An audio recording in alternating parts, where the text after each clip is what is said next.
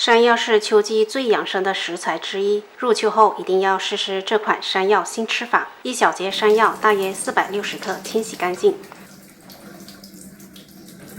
去皮，削皮到削不了的地方，用小刀刮一刮就干净了。对半切开，再切成小块。交由铁棍山药更好，防止山药氧化。你们有什么办法吗？欢迎留言告诉我。切好输入碗中。冷水上锅，盖上盖子，大火烧开后转中火蒸20分钟。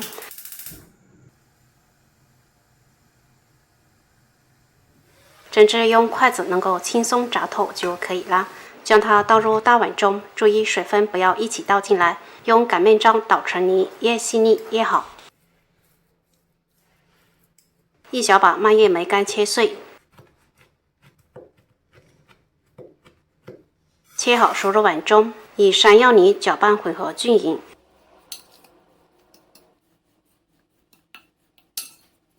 像这样能捏成团就好啦。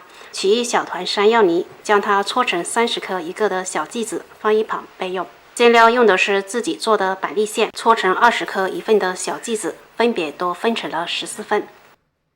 取其中一份山药泥，按扁放入板栗馅，左手掌心边转边收口，跟月饼操作是一样的。全部处理好，放一旁备用。如果担心会粘模具，可以在其表面裹上一层提前炒好的糯米粉，再放入月饼模具中，最后用力压出花形，这样就全部做好啦。